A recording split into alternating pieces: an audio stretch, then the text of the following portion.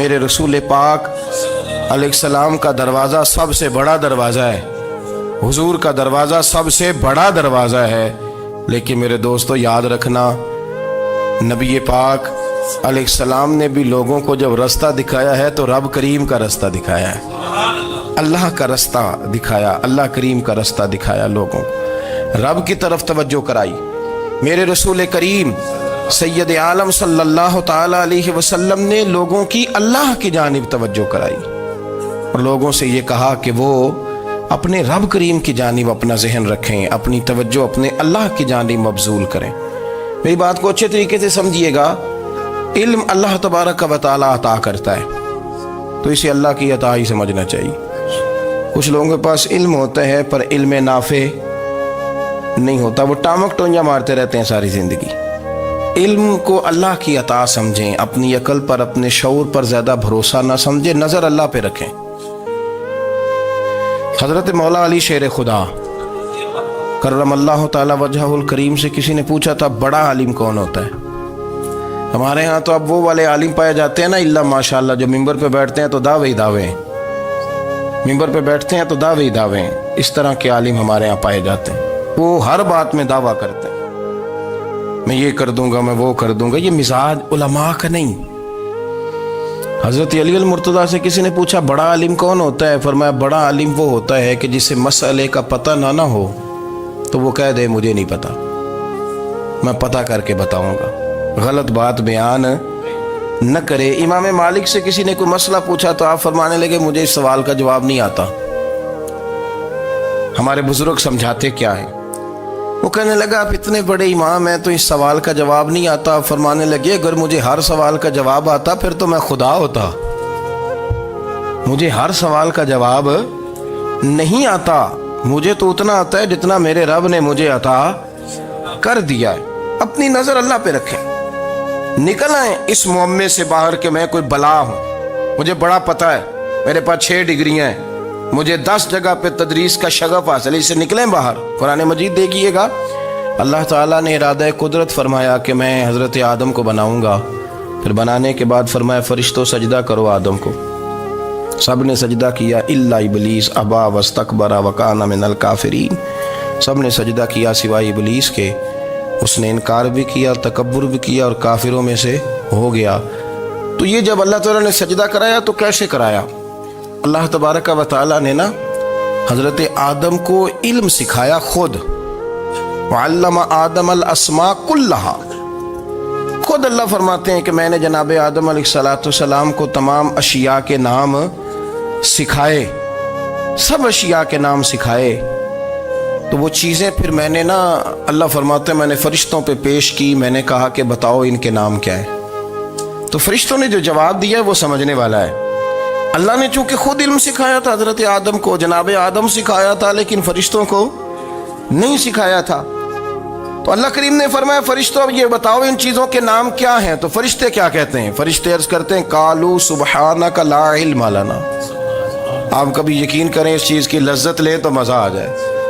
کہا قالوا سبحانک، کہنے لگے تو پاک ہے، قالوا سبحانک، کہنے لگے تو بھئی آدم علیہ السلام کو نام سکھا لیے، پھر فرشتوں کے سامنے وہ چیزیں پیش کر کے کہا ان چیزوں کے نام بتاؤ، تو فرشتے کیا کہتے ہیں؟ کہتے ہیں قالوا سبحانک، تو پاک ہے، لا علم لنا، ہمارے پاس کوئی علم نہیں، الا ما علمتنا، ہمیں تو اتنا پتہ ہے جتنا تو نے ہمیں سکھا دیا، ہمیں تو اتنا پتہ ہے جتنا تو نے ہمیں، لا علم لنا، ہمارے پاس کوئی علم نہیں ہے، اتنا ہی پتہ ہے جتنا تو نے ہمیں سکھا دیا ہے، اس سے زیادہ ہمارے پاس علم۔ اور یہ کیوں تو نے ہمیں جتنا سکھایا اتنا پتہ ہے؟ فرشتے یہ نہیں کہتے یا اللہ تو زیادہ سکھا، آدم کو دیا تو ہمیں بھی دے، یہ نہیں فرمایا، فرمایا انک انت العلیم الحکیم، اے اللہ تو علم والا بھی ہے اور حکمت والا بھی ہے، تجھے پتہ ہے کس کو کتنا دینا ہے، جتنا تو نے مناسب سمجھا جناب آدم کو دیا اور جتنا تو نے بہتر سمجھا وہ تو نے ہمیں عطا فرمایا۔ تو اگر آپ کے پاس علم ہے، کہیں نالج ہے، اس کو اللہ کی عطا سمجھے۔ ہمارے ہاں بہت سارے لوگ بن کے بیٹھ جاتے ہیں، میں اکثر کہتا ہوں کہ پھر وہ دعوے کرتے ہیں میرے علاقے والے جاہل ہیں، میرے شہر والے جاہل ہیں، میرے خاندان والے پڑھے نہیں، یہ آپ کا دعویٰ ہے، یہ آپ کو خراب کر دے گا۔ ہم نے بہت سارے ایسے لوگ دیکھے جو بہت بڑے عالم تھے، لیکن اللہ جب لینے پہ آیا تو عقل ہی لے گیا، شعور ہی چلا گیا، حافظے ختم ہو گئے۔ آپ دیکھتے ہیں بڑھاپے میں کچھ لوگ ایسے ہوتے ہیں کہ جن کو یہ بھی یاد نہیں رہتا کہ میرا نام کیا ہے، میں کہاں ہوں، مجھے کدھر جانا ہے۔ تو اس وقت سے اللہ کی پناہ مانگیں اور اپنی نظر اپنے رب کریم کی جانب رکھیں، اللہ کی جانب اپنی نظر کو مبذول رکھیں۔ دوسری بات، علم کے بعد ایک چیز آتی ہے جس کا نام ہے ہدایت، جس کا نام ہے تقویٰ، جس کا نام ہے پرہیزگاری، جس کا نام ہے عمل، عبادت، ریاضت۔ یہ بھی اسی وقت ہی نصیب ہوتی ہے جب میرا رب کریم نصیب فرما دیتا ہے۔ ہم نے نا نیکی کا اپنا اپنا سٹیٹس بنا لیا ہے، اپنا اپنا معیار بنا لیا ہے۔ کچھ لوگ کہتے ہیں کہ جناب مسجد میں سیمٹ کا توڑا دینے سے بہتر ہے کسی غریب کو آٹے کا تھیلا دے دو۔ اب اس نے اپنا مزاج بنا لیا نا نیکی کا، اس نے اپنا سٹیٹس بنا لیا۔ میرا یہ سوال ہے کہ نبی پاک صلی اللہ تعالیٰ علیہ وسلم جب مدینہ شریف آئے تھے تو حضور نے سب سے پہلے غریبوں میں آٹا تقسیم کیا تھا کہ سب سے پہلے مسجد بنائی تھی؟ کیا عجیب لوگوں کا رنگ ہے، اپنی مرضی کی ہدایت، اپنی مرضی کا تقویٰ، اپنی مرضی کا معیار۔ مسجد کوئی بڑا چھوٹا خطیب بھی میری طرح کا ہو نا تو وہ مسجد میں بیٹھ کے جب نبی پاک کی بات کرتا ہے تو کہتا ہے میرے رسول پاک غریبوں کا سہارا بن کے آئے۔ وہ غریبوں کی بات کرتا ہے، مسکینوں کی، لاچاروں کی، کمزوروں کی بات۔ تو مسجد ہی تو وہ ادارہ ہے جہاں سے غریبوں کی بات ہو رہی۔ تو اب لوگوں نے غریب کو اور مسجد کو لڑانا شروع کر دیا، اس کو لڑاؤ کہ مسجد میں پیسے دینے سے بہتر ہے آپ غریب کو آٹے کا تھیلا دے دیں۔ آپ یہ کیوں نہیں کہتے کہ مسجد میں بھی آپ توڑا دیں ایک سیمٹ کا اور ساتھ غریب کو بھی خدمت کریں؟ یہ کیوں نہیں تقویٰ؟ اپنی اپنی مرضی کا مزاج، اپنی اپنی۔ کچھ لوگ کہتے ہیں چھوڑو جی، ساری زندگی انسان نماز پڑھتا رہے اور پھر گالیاں بھی دیتا رہے، بندہ داڑھی بھی رکھ لے اور جھوٹ بولنا بھی نہ چھوڑے۔ تو یہ آپ نے اپنے پاس سے تقوی کا معیار بنایا۔ گالی دینے کا گناہ ہے اور داڑھی رکھنے کا ثواب ہے۔ تو اگر آپ داڑھی رکھے ہوئے ہیں اور آپ کوئی غلطی کر رہے ہیں تو اس سے آپ کی داڑھی کا ثواب ختم، اللہ کرے آپ کو سمجھ آئے میری بات۔ آپ کوئی غلطی کر رہے ہیں، داڑھی کا ثواب اس سے ختم، وہ اپنی جگہ پہ قائم ہے چیز۔ اپنی مرضی کا کیوں تقوی کا معیار بناتے ہیں؟ تقوی کا مزاج اپنی مرضی کا نہ بناؤ۔ اللہ کی بارگاہ سے دعا مانگو کہ یا اللہ ہمیں ہدایت کا نور عطا فرما، اللہ تو ہمیں رستہ دکھا، تو بتا کہ ہدایت کیا ہے۔ تو رب فرماتا ہے اللہ ولی الذین آمنوا، اللہ مومنوں کا مددگار ہے، یخرجہم من الظلمات الی النور، وہ انہیں اندھیروں سے نکالتا ہے اور نور کی طرف روشنی عطا فرماتا ہے۔ اندھیروں سے نور کی طرف اللہ لاتا ہے۔ اللہ ولی، اللہ مومنوں کا ولی ہے، وہ انہیں اندھیروں سے نور کی طرف نکالتا ہے۔ ہدایت ہمیشہ اللہ کی طرف سے سمجھے۔ جب وہ نماز کی توفیق دیتا ہے تو اپنے فضل سے دیتا ہے، جب وہ ذکر کی توفیق دیتا ہے تو اپنے فضل سے۔ ہم سمجھتے ہو جی فلانا نہیں پڑھ رہا بڑا بیوقوف ہے، فلانا نہیں پڑھ رہا، تو تم کیا اپنی عقل کے زور پہ پڑھ رہا ہے؟ میں جی اللہ کے فضل سے 2 سپارے پڑھتا ہوں، تو کس پہ احسان کرتے تو 2 سپارے پڑھ کے رویا کر کہ اگر مالک تو بڑا قریب نہیں۔ بڑے لوگ ہیں جن کو پورا قرآن حفظ ہے پر انہیں پڑھنے کی توفیق نہیں، تو انہیں فضل کیا اور مجھے توفیق دے دی ہے پڑھنے۔ رویا کر، پڑھ کے رویا کر، راتی ساری کر کر زاری، وہ نیند اکھاں تھی توندے تے فجرے اوہی گناہگار کہاون سب تو نیوے ہوندے۔ مہربانی کریں، ڈریں، نیکی کریں تو پھر ڈریں، پھر احساس پیدا کریں، پھر اپنے اندر وہ کمزوری لائیں کہ توبہ توبہ مجھے تو پتہ ہی نہیں، تو جانتا ہی نہیں۔ حضرت سیدنا امام اعظم ابو حنیفہ رحمۃ اللہ تعالی علیہ کے ساتھ ایک شخص کہتا میں نے نماز پڑھی تو عشاء کی نماز تھی۔ یہ جو لوگ بڑے ہوتے ہیں نا، جن کے پیار کرنے والے بڑے ہوتے ہیں، ان کے گرد خوف بھی بڑا ہی ہوتا ہے، انہیں بڑا ڈر لگتا ہے، بڑی بعض اوقات آزمائش ہوتی ہے ان کی۔ عشاء کی نماز کہتے پڑھی تو امام صاحب نے نا عشاء کی نماز میں تلاوت کی آیتیں فَمَن يَعْمَلْ مِثْقَالَ ذَرَّةٍ خَيْرًا يَرَهُ وَمَن يَعْمَلْ مِثْقَالَ ذَرَّةٍ شَرًّا يَرَهُ، فرمایا جو ذرہ برابر خیر کرے گا وہ بھی قیامت میں دیکھے گا، اور جو ذرہ برابر شر کرے گا وہ بھی قیامت میں اس شر کو دیکھے گا اس کے سامنے آئے گا. تو وہ شخص کہتا ہے کہ سارے لوگ نماز پڑھ کے چلے گئے تو امام صاحب رحمۃ اللہ علیہ نے اپنی داڑھی پکڑی رو رہے ہیں. کہتے ہیں وہ ذرہ برابر نیکی کا بدلہ دینے والے، وہ ذرہ برابر شر پہ سزا دینے والے میری سفید داڑھی کو دیکھ. مالک میرے ذرے ذرے سامنے نہ لانا، لوگ تو میری بڑی قدر کرتے ہیں دنیا، میں تو بڑا پہچانا جاتا ہوں، لوگ تو میری راہوں میں پھول لیے کھڑے ہوتے ہیں، مجھے بڑا نوازتے ہیں. قیامت میں رسوا نہ کر دینا، میرے لیے مشکل ہو جائے گی.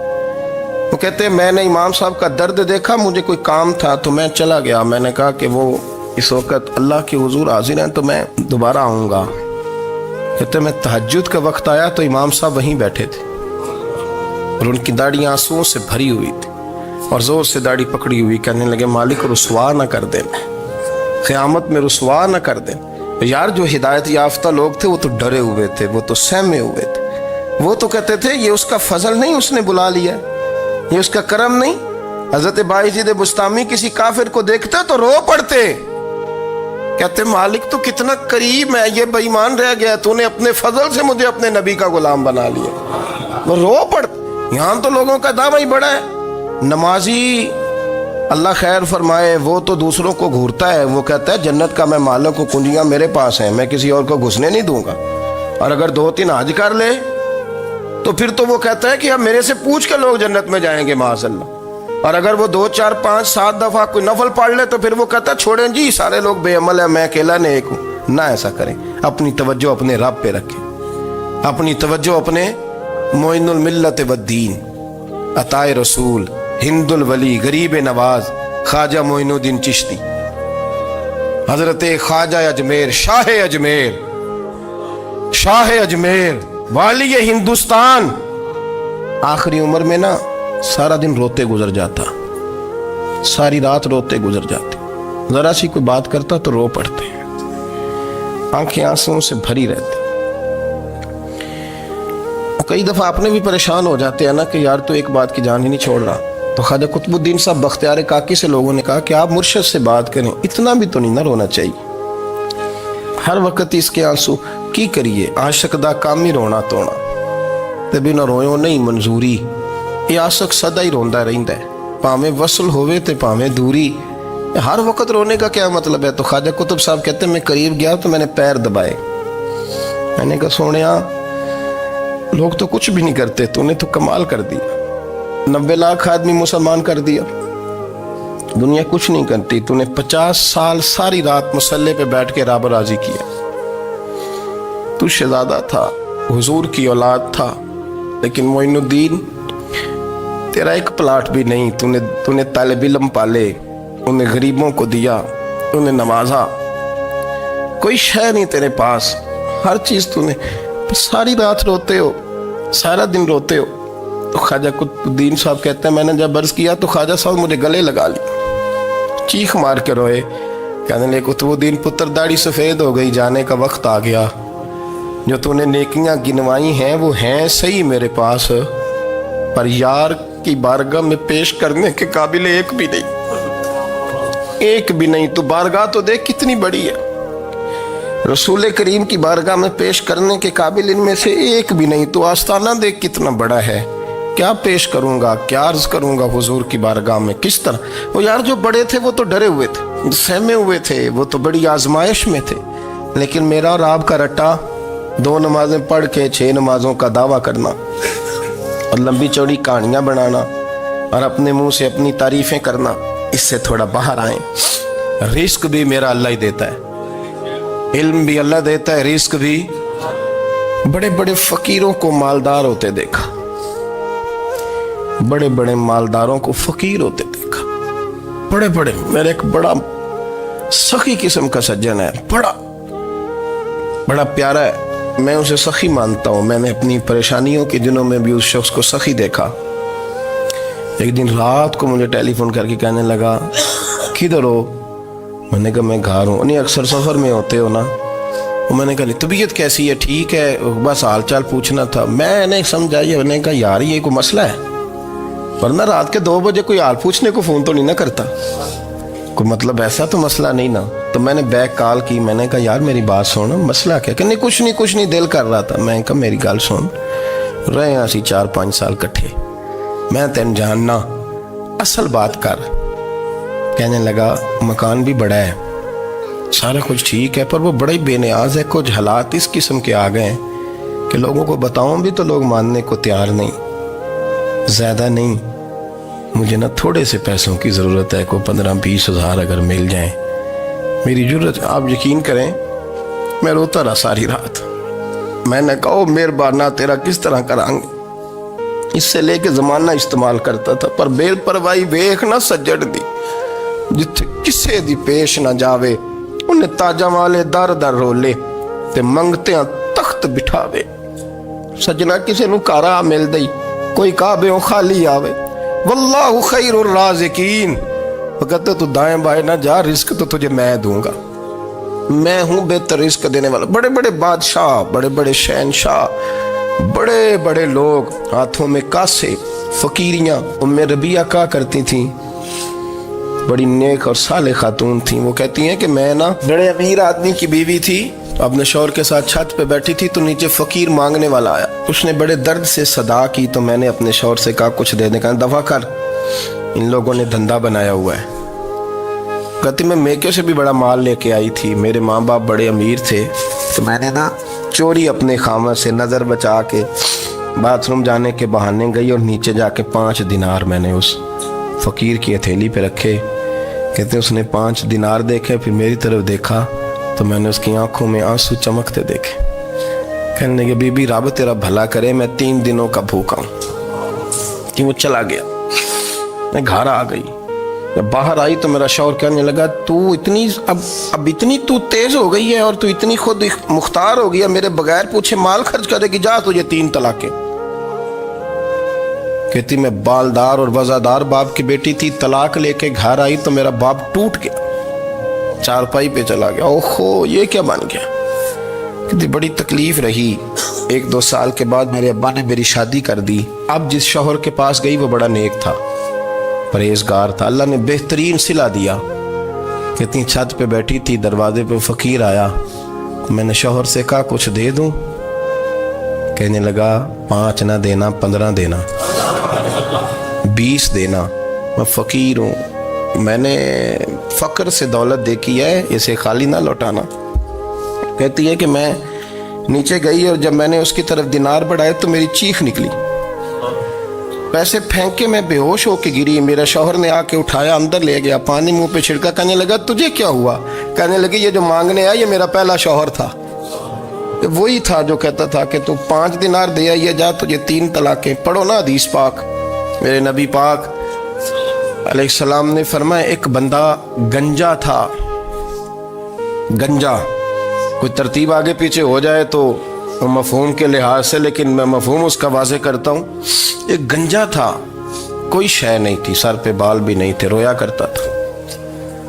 अल्लाह ताला ने फरिश्ते को भेजा, तुझे क्या चाहिए? तो कहने लगा बाल आ जाए और थोड़ा माल आ जाए। फरिश्ते ने हाथ फेरा तो बाल भी आ गए, तो बकरियां भी आ गईं, लाइनें लग गईं, माल ही माल हो गया। दूसरे के पास गया, वो कोड़ा था, उसको जाके कहा क्या चाहिए? कहने लगा शिफा हो जाए और कुछ अल्लाह ताला आसानी कर दे। शिफा भी हो गई, गायें भी दे दी, भैंसें भी दे दी, माल ही माल हो। फिर एक के पास गया, वो अंधा था, तुझे क्या चाहिए? उसने कहा आंखें मिलने और कुछ साथ अल्लाह माल दे दे। ऊंट ही ऊंट हो गए। जब बड़ा नवाज दिया तो फिर मालिक ने इम्तिहान लेने का इरादा किया। यारी तेरी सोना है पर आजमाइशां भी तेरियां अग, आजमाइशां तेरियां, सही कह रहा हूँ, आजमाइशां तेरियां, यारी तेरी सोना है पर आजमाइशां तेरियां। ये सोना परखिया जावंदा ही पहलो ना लगा दे लग। अल्लाह ने फरमाया आजमाइश करो। सबसे पहले गंजे के पास आए, उसे कहा अल्लाह के रास्ते में कुछ दे। कहने लगा मेरे खर्चे ही बड़े, देखो तो सही कितनी मुश्किल में वक्त गुजारता हूँ, हाल ही कोई नहीं। तो उसने कहा मैंने तो सुना है तू गंजा और भूखा नंगा था। कहने लगा मैं तो जल्दी पुश्ती रही से आजम हूँ, तुझे किस पागल ने कहा है, भाग जा। उसने कहा अच्छा जैसे तू था वैसे ही हो जाए। खेत खलियान उजड़ गए, फिर से गंजा हो गया।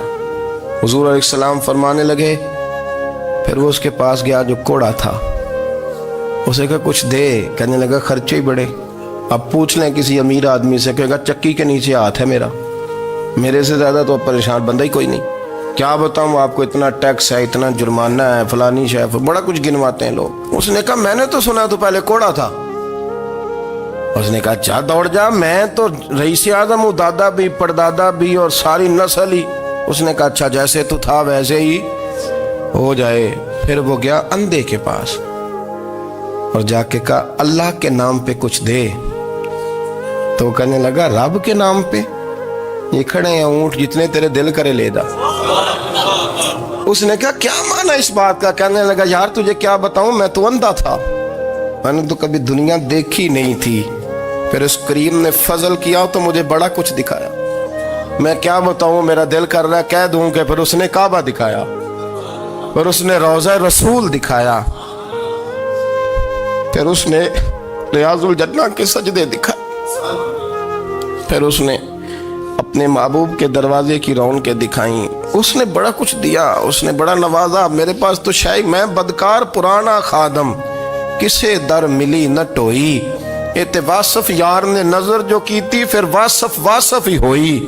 یہ تو اس کا کرم ہوا۔ تو یہ وہ کہنے لگا تو اللہ کے نام پہ جان مانگ، میں وہ بھی دینے کو تیار۔ میرے پاس تو شے کوئی نہیں تھی، مجھے تو اپنا پتہ ہے، میں تو کوئی شے نہیں تھا، کچھ نہیں تھا میرے پاس۔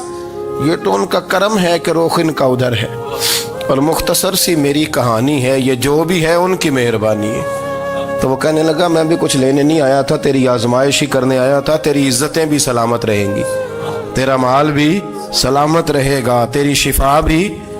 اپنی زندگی میں کبھی بھی اللہ کی بارگاہ سے توجہ ادھر ادھر نہ کریں، چھوڑیں لوگ کیا کر رہے ہیں، دنیا کیا کہہ رہی، کبھی بھی اپنی توجہ دائیں۔ ہمارا یہ مسئلہ بن گیا کہ ہماری سیاست ہے، ہماری دنیا داری ہے، ہم بندوں کو راضی کرنا چاہتے ہیں، ہم دیکھتے ہیں کون کس طرح، اور آپ یقین کریں آپ تھک جائیں گے، بندے راضی نہیں ہوں گے، وہ نہیں راضی ہوتے۔ آپ ان کو منا کے لائیں گے تو ادھر والے نکل جائیں گے، ادھر کو منائیں گے تو ادھر والے نکل جائیں گے۔ اس چکر سے باہر آئیں، اس رب کو راضی کریں جو فرماتا ہے ان الذین آمنوا وعملوا الصالحات سیجعل لهم الرحمن ودا۔ فرمایا تو ایمان لانے کے بعد نیک عمل کر، میں لوگوں کے دلوں میں تیری محبت پیدا کر دوں گا۔ رحمان لوگوں کے دلوں میں محبت ڈال دے گا، اللہ لوگوں کے دلوں میں۔ اپنی نظر ہمیشہ اپنے رب پہ رکھیں، اتنی لمبی چوڑی دنیا داروں سے امیدیں نہ وابستہ کریں۔ میں نے دیکھا ہے لوگ کاسا لیسی کرتے ہیں، کبھی اس کے دروازے پہ کبھی اس کے دروازے پہ۔ ان چکروں سے باہر آئیں اور اپنے رب کی بارگاہ کی طرف توجہ کریں، استغفار شوق سے پڑھا کریں، اور اکیلے میں نہ، اکیلے میں۔ حضرت رئیس المتکلمین مولانا نقی علی خان صاحب رحمۃ اللہ نے لکھا ہے کہ فرعون 500 سال حکومت کر گیا، یہاں تو 5 سال کی حکومت کی پیر لڑکھڑاتے ہیں، 500 سال۔ فرماتے اصل وجہ یہ تھی کہ دنیا جب سو جاتی تھی نا تو اوپر چادر لے کے تو مصلے پہ بیٹھ جاتا تھا اور ہاتھ باندھ کے کہتا تھا رب تو ہی ہے، میرا پردہ نہ کھولنا، مالک تو ہی ہے، کرم نوازی کرنا، میری پکڑ نہ کرنا۔ وہ بے ایمان ہو کے اگر 500 سال ہاتھ باندھے تو گزارا کر لیتا ہے، تو ایماندار ہے۔ پر مسئلہ یہ ہے کہ تو رات کو بکل مار کے ہاتھ نہیں نہ باندھتا، تو منت نہیں کرتا، تو استغفار نہیں کرتا۔ توبہ کریں تو بچے رہیں۔ وہ اتنی لمبی حکومت کر گیا چونکہ رات کو کہتا تھا مالک رب تو ہی ہے، لیکن مہربانی فرما، میری پکڑ نہ فرمایا تو اللہ نے تو اس کو مہلت دے دی۔